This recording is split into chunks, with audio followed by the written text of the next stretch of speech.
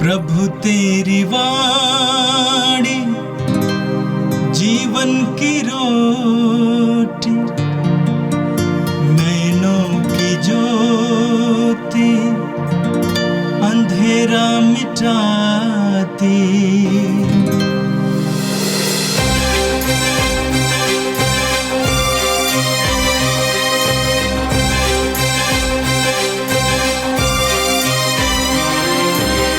प्रभु तेरी वाणी जीवन की रोटी, नैनों की ज्योति अंधेरा मिटाती। प्रभु तेरी वाणी जीवन की रोटी, नैनों की ज्योति अंधेरा मिटाती। वाणी वाणी वाणी वाणी वाणी पवित्र है, शाश्वत है, जीवन का मन्ना है। 29 अक्टूबर मंगलवार। पहला पाठ एफेसियों के नाम संत पौलुस का पत्र, अध्याय 5, पद संख्याएं 21 से 33। हम मसीह के प्रति श्रद्धा रखने के कारण एक दूसरे के अधीन रहें। पत्नी प्रभु जैसे अपने पति के अधीन रहे। पति उसी तरह पत्नी का शीर्ष है, जिस तरह मसीह कलीसिया के शीर्ष हैं और उनके शरीर के मुक्तिदाता। जिस तरह कलीसिया मसीह के अधीन रहती है, उसी तरह पत्नी को भी सब बातों में अपने पति के अधीन रहना चाहिए। पतियों, अपनी पत्नी को उसी तरह प्यार करो जिस तरह मसीह ने कलीसिया को प्यार किया है।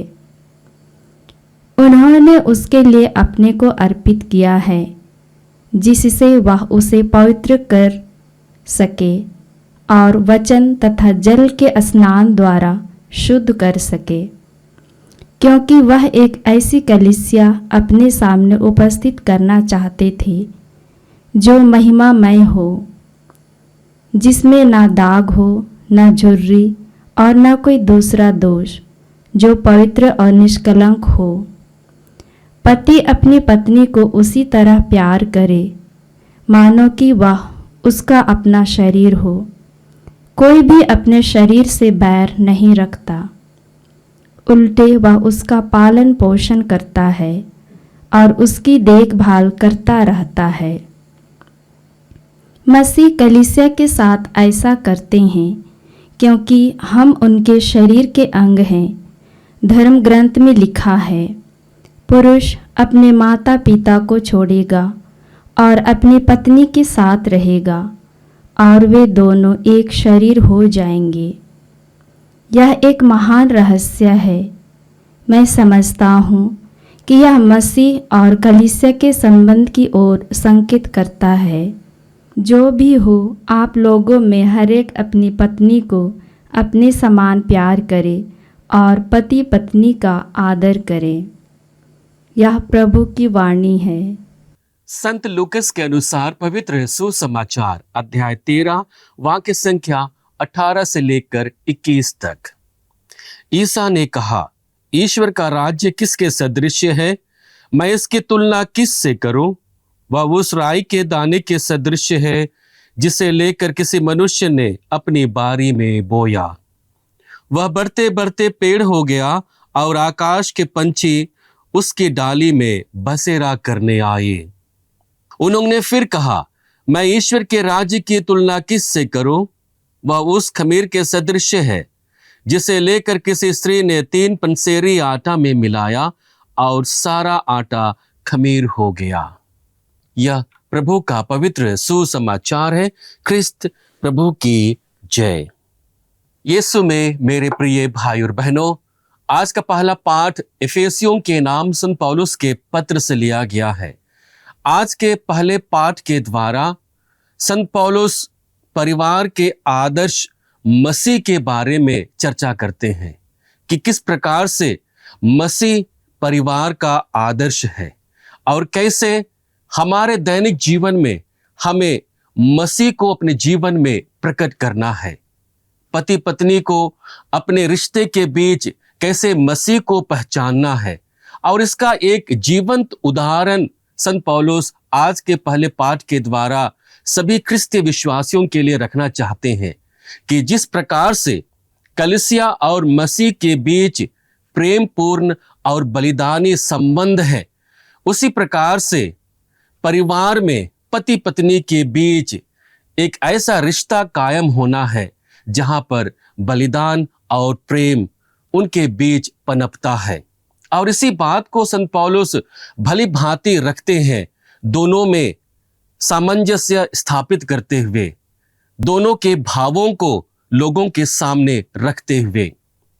संत पौलुस लगातार मसीह के द्वारा ही हमारे दैनिक जीवन को समझाने और बताने की कोशिश करता है कि हम मसीह के लिए बुलाए गए हैं और मसीह में ही हमारा जीवन निहित होना है। मसीह हमारे जीवन का केंद्र बिंदु है और उसी के द्वारा ही हमारे जीवन का संचालन होना है। इसका तात्पर्य यह है कि हम जब भी क्रिस्तीय जीवन को जीते हैं, हम अपने आप के जीवन को नहीं जीते हैं, वरन हम ख्रिस्त का जीवन जीते हैं। ख्रिस्त का उदाहरण अपने भाई बहनों के बीच लेकर के आते हैं और उसी उदाहरण में दूसरे लोगों को भी प्रेरित करते हैं कि वे अपने जीवन में मसीह का जीवन व्यतीत करें। संत पौलुस लगातार मसीह को संबोधित करते हुए हमें उनकी विनम्रता को स्वीकार करते हुए उनकी विनम्रता के अनुरूप अपने जीवन को बदलने के लिए लगातार बताते हैं और पत्रों के माध्यम से लगातार इन्हीं विषयों पर चर्चा करते हैं कि हमारा जीवन मसीह के स्वभाव और उसकी विनम्रता के अनुकूल होना चाहिए। फिलिपियों को पत्र लिखते हुए संत पौलुस अध्याय 2 में ये बताना चाहते हैं कि किस प्रकार से हमें मसीह की विनम्रता का अनुसरण करना है और उसी अनुसरण के दौरान हम मसीह के बलिदान और प्रेम को भली भांति समझते हैं। और यही बात आज एफेसियों को समझाने की कोशिश करता है कि जब पति पत्नी अपने जीवन में बलिदान को लेकर के आते हैं, प्रेम को लेकर के आते हैं, तो उनका जीवन मसीहमय हो जाता है, उनका जीवन ख्रिस्तमय हो जाता है और वे अपने जीवन के द्वारा ख्रिस्त का उदाहरण, मसीह का उदाहरण लोगों के सामने रखते हैं। हम वचन में पढ़ते हैं, आप लोग अपने मनोभावों को ईसा मसीह के मनोभावों के अनुसार बना ले। वह वास्तव में ईश्वर थे और उनको पूरा अधिकार था कि वह ईश्वर की बराबरी करे। फिर भी उन्होंने दास का रूप धारण कर तथा मनुष्यों के समान बनकर अपने को दीनहीन बना लिया और उन्होंने मनुष्य का रूप धारण करने के बाद मरण तक, हाँ क्रूस मरण तक आज्ञाकारी बनकर अपने को और भी दीनहीन बना लिया है। और यही मसीह का कलीसिया के लिए प्रेम था, अपने को दीन बनाना, अपने को विनम्र बनाना और पूरे प्रेम को कलीसिया के लिए समर्पित करना। और इसी का उदाहरण संत पौलुस आज के पहले पाठ के द्वारा पूरी कलीसिया को देने की कोशिश करता है कि हमें मसीह के पर आधारित अपने जीवन को जीना है। आज के पहले पाठ में हम 4 मुख्य बातों पर मनन चिंतन करेंगे जिसे संत पौलुस अपने पत्र के द्वारा एफेसियों को लिखते हैं। सबसे पहली बात है एक दूसरे के अधीन रहना। यह अधीन गुलामी या फिर दासता को नहीं बताता है। यह अधीनता विनम्र रूप से एक दूसरे के लिए सेवा भावना को प्रकट करता है। हम वचन में पढ़ते हैं, हम मसीह के प्रति श्रद्धा रखने के कारण एक दूसरे के अधीन रहें। संत पौलुस साफ साफ हमारे सामने इस बात को रखते हैं कि हमें मसीह पर श्रद्धा रखने के कारण एक दूसरे के अधीन रहना है। मसीह जिसने कलीसिया को प्रेम किया, अपने जीवन को बलिदान किया और सच्चा प्रेम उसके लिए प्रकट किया, और वही भावना से ओतप्रोत होकर हमें एक दूसरे के लिए सेवा भावना लेकर के आनी है, और यही भावना हमें एक दूसरे के अधीन बने रहने के लिए मजबूती प्रदान करती है। आगे वचन कहता है, पत्नी प्रभु जैसे अपने पति के अधीन रहे। पति उसी तरह पत्नी का शीर्ष है, जिस तरह मसीह कलीसिया के शीर्ष है और उसके शरीर के मुक्तिदाता। जिस तरह कलीसिया मसीह के अधीन रहती है, उसी तरह पत्नी को भी सब बातों में अपने पति के अधीन रहना चाहिए। लोगों को मसीह और कलीसिया के बीच प्रेमपूर्ण और बलिदानी संबंध को समझाते हुए संत पौलुस एक अवसर लेते हैं और वहां बताने की कोशिश करता है कि क्रिस्तीय जीवन और पारिवारिक जीवन का आदर्श मसीह है। और इसलिए जैसे मसीह ने हमारे सामने उदाहरण प्रस्तुत किया है, उसी उदाहरण को हमारे दैनिक जीवन के रिश्ते में निभाना है। और पति पत्नियों को संबोधित करते हुए यह बताने की कोशिश करता है कि हमें एक दूसरे की अधीनता स्वीकार करनी है। वह अधीनता जो हमें विनम्र बनाती है, वह अधीनता जो हमें सेवा कार्य के लिए प्रेरित करती है, वह अधीनता जो प्रेम से निहित है, वह अधीनता जो दूसरों को स्वीकार करता है। और ऐसे प्रेम में एक साथ बने रहने के लिए यहाँ पर संत पौलुस हमसे आग्रह करते हैं। दूसरी महत्वपूर्ण बात को रखते हुए संत पौलुस यहाँ बताते हैं कि पति और पत्नी के बीच के संबंध में पारस्परिक समर्पण होना है, एक दूसरे के लिए समर्पण की भावना होना है, और उस समर्पण की भावना में प्रेम रहती है। उस समर्पण की भावना में एक दूसरे के लिए विनम्रता रहती है। और उसी बात को संबोधित करते हुए अलग अलग तरह से एक बार पत्नियों के लिए, एक बार पतियों के लिए अपनी बातों को रखते हैं। हम वचन में पढ़ते हैं, पतियों अपने पत्नी को उसी तरह प्यार करो जिस तरह मसीह ने कलीसिया को प्यार किया।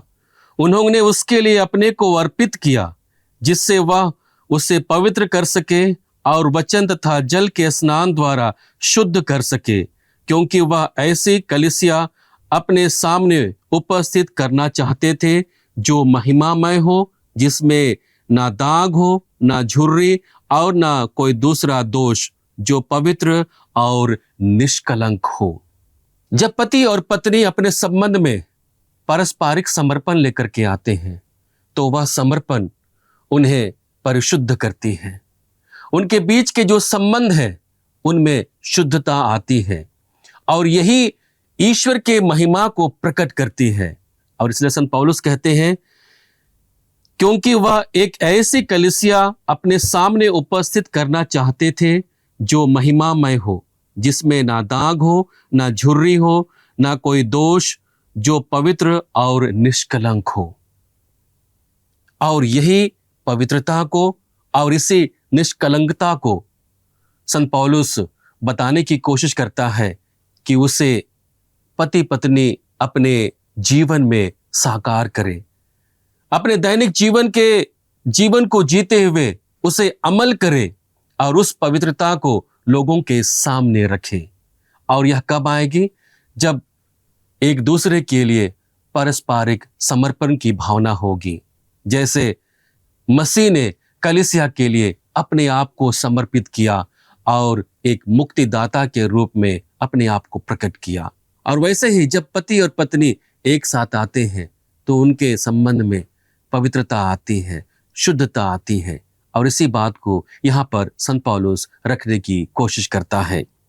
तीसरी महत्वपूर्ण बात है जहां पर संत पौलुस सच्चे प्रेम का बखान करता है, सच्चे प्रेम के बारे में बताने की कोशिश करता है कि पति और पत्नी के बीच ना केवल एक भावनात्मक संबंध हो, बल्कि उनके बीच एक आध्यात्मिक और पवित्र संबंध हो। और यही संबंध प्रेम का सबसे बड़ा परिचय है। जब भी पति पत्नी एक साथ अपने जीवन को जीने के लिए आते हैं, वे मसीह के द्वारा अपने जीवन को एक दूसरे के लिए समर्पित करते हैं और उस समर्पण के द्वारा वे अपनी सारी खुशियों को वे दूसरों की खुशियों के साथ जोड़कर देखते हैं, अपने दुखों को एक दूसरे के दुखों के साथ जोड़ करके देखते हैं और अपने प्रेम को एक दूसरे के लिए प्रकट करते हैं। और यही सही मायने में सच्चा प्रेम है। हम वचन में पढ़ते हैं, पति अपनी पत्नी को इस तरह प्यार करे मानो वह उसका अपना शरीर हो। कोई अपने शरीर से बैर नहीं करता, उल्टे वह उसका पालन पोषण करता और उसकी देखभाल करता रहता है। मसीह कलीसिया के साथ ऐसा ही करते हैं क्योंकि हम उनके शरीर के अंग हैं।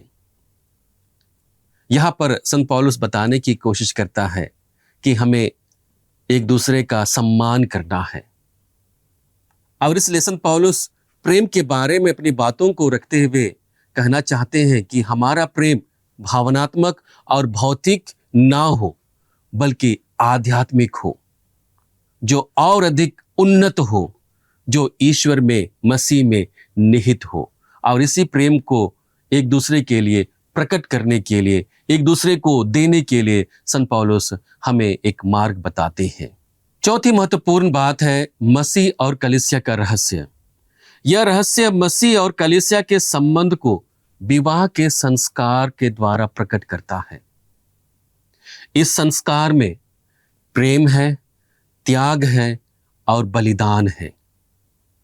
यह प्रेम हमें और अधिक पवित्र जीवन जीने के लिए प्रेरित करता है। जिस प्रकार मसीह ने कलीसिया से प्रेम किया और उसे पवित्र किया, उसी तरह से संत पौलुस यहाँ पति पत्नियों को आह्वान करते हैं कि वे एक दूसरे को प्यार करें और उस प्यार में पवित्रता का जीवन को जिए। हम वचन में पढ़ते हैं, यह एक महान रहस्य है। मैं समझता हूं कि यह मसीह और कलीसिया के संबंध की ओर संकेत करता है। जो भी हो, आप लोगों में एक अपनी पत्नी को अपने समान प्यार करे और पत्नी अपने पति का आदर करे। और इन शब्दों के साथ संत पौलुस मसीह को परिवार के आदर्श के रूप में रखते हैं और कहना चाहते हैं कि हमारे जीवन में एक ही आदर्श है और वह है मसीह, जिसने हमारे लिए अपने जीवन को बलिदान किया और कलीसिया को स्वच्छ किया, कलीसिया को पवित्र किया अपने अकथनीय प्रेम के द्वारा। उसी तरह हमारे दैनिक जीवन में एक दूसरे की सेवा भावना लेकर के, विनम्रता का स्वभाव लेकर के, दया का स्वभाव लेकर के हम एक दूसरे की सेवा करें, पति पत्नी एक दूसरे को प्यार करें और एक ऐसे पवित्र और जीवंत उदाहरण लोगों के सामने रखें जिसके द्वारा लोग मसीह की ओर प्रेरित होकर अपने आप के जीवन को जीने लगे। आज के सुसमाचार में हम लोग देखते हैं कि प्रभु यीशु स्वर्ग राज्य का उदाहरण, ईश्वर के राज्य का उदाहरण राई और खमीर के द्वारा करते हैं और इस छोटे से दृष्टांत के द्वारा हमें बताने की कोशिश करते हैं कि स्वर्ग राज्य हमारे छोटे छोटे कार्यों पर ही निहित है, समाहित है। हम जो भी छोटे छोटे कार्य ईश्वर के राज्य के लिए करते हैं, उसके द्वारा ईश्वर के राज्य की घोषणा होती है, लोगों के सामने एक जीवंत उदाहरण मिलता है। हम वचन में पढ़ते हैं, ईसा ने कहा, ईश्वर का राज्य किसके सदृश है? मैं इसकी तुलना किससे करूं? वह उस राई के दाने के सदृश है जिसे लेकर किसी मनुष्य ने अपनी बारी में बोया। वह बढ़ते बढ़ते पेड़ हो गया और आकाश के पंछी उसकी डाली में बसेरा करने के लिए आए। यहां पर राई के छोटे दाने का उतना महत्व नहीं है जितना उसका बड़ा होना। उन दिनों यह कहा जाता था कि राई एक खरपतवार के रूप में माना जाता था, जिसे लोग अपने आंगन में लगा नहीं सकते थे, क्योंकि लगाने के तुरंत बाद वो अन्य पौधों से जल्दी बढ़ जाती थी और इसका परिणाम यह होता था कि खरपतवार ज़्यादा बढ़ जाते थे। लोग उन्हें अपने खेतों में लगाने को कहते थे और उसी का एक रूप लेते हुए यहाँ पर प्रभु यीशु हमें बताने की कोशिश करते हैं कि जिस प्रकार से छोटे से राय में बढ़ने और प्रगति करने का एक मुख्य भाग अंश उसमें छुपा होता है, उसी प्रकार से एक ख्रिस्ती होने के नाते, एक मसीही होने के नाते वो गुण मुझ में विद्यमान होना चाहिए कि मैं अपने छोटे कार्य के द्वारा उस स्वर्ग राज्य को लोगों के सामने प्रकट कर सकूं। और यही बात आगे प्रभु यीशु कहते हैं, उन्होंने फिर कहा, मैं स्वर्ग का राज्य की तुलना किससे करूं? वह उस खमीर के सदृश है जिसे लेकर किसी स्त्री ने 3 पंसेरी आटा में मिलाया और सारा आटा खमीर हो गया। यह एक ऐसा गुण है, एक ऐसा ख्रिस्तीय गुण है जो लोगों के जीवन में परिवर्तन ला सकता है। जैसे ही हम खमीर को आटे में मिलाते हैं, वह प्रतिक्रिया कर सारे आटे को खमीर कर देता है। और वही गुण एक ख्रिस्तीय में होना चाहिए, एक मसीही जीवन में होना चाहिए, जो अपने जीवन के द्वारा दूसरे लोगों के जीवन में परिवर्तन लेकर के आता है, जो प्रेम का चिन्ह दूसरे लोगों के जीवन में प्रकट करता है, दया का, क्षमा का, आत्मसमर्पण का गुण दूसरे लोगों के जीवन में बढ़ाता है। और यही गुण हम जब लेकर आते हैं तो स्वर्ग राज्य हमारे बीच स्थापित होता है। आइए हम प्रभु से प्रार्थना करें कि हम संत पौलुस की बताई हुई बातों को अपने पारिवारिक जीवन में जी सकें और अपने छोटे छोटे कार्यों के द्वारा कलीसिया के सामने एक जीवंत उदाहरण प्रस्तुत करें जो ईश्वर के राज्य को प्रकट कर सकता है। हे सर्वशक्तिमान पिता परमेश्वर, हम धन्यवाद देते हैं पिता आज के सुंदर दिन के लिए। तुझसे मिले हुए हर एक वरदानों के लिए धन्यवाद देते हैं। आज के सुंदर पाठों के लिए धन्यवाद देते हैं पिता, जो हमारे क्रिस्तीय जीवन को एक बार फिर से मूल्यांकन करने का अवसर दे रहा है। प्रभु, हमें उस राय के दाने के समान बनने का वरदान दे, जो छोटा होता है लेकिन एक प्रभावी पौधा बनकर दूसरों के लिए आश्रय का कारण बनता है। एक ऐसा खमीर बन पाए जो आटे में मिलकर उसे बदलने में सक्षम होता है। हमारा क्रिस्तीय जीवन उसी प्रकार से परिवर्तन लेकर के आए। उन लोगों के जीवन में जो उदास है, हताश है, निराश है, जो तुझसे दूर हो गए हैं, जो प्रेम को महसूस नहीं कर पाते हैं, प्रभु हम अपनी प्रार्थनाओं के द्वारा, अपने सेवा कार्य के द्वारा और छोटे छोटे कार्यों के द्वारा उनके जीवन में परिवर्तन लेकर के आए। उनके जीवन में हम ईश राज्य का आगमन प्रस्तुत कर सके।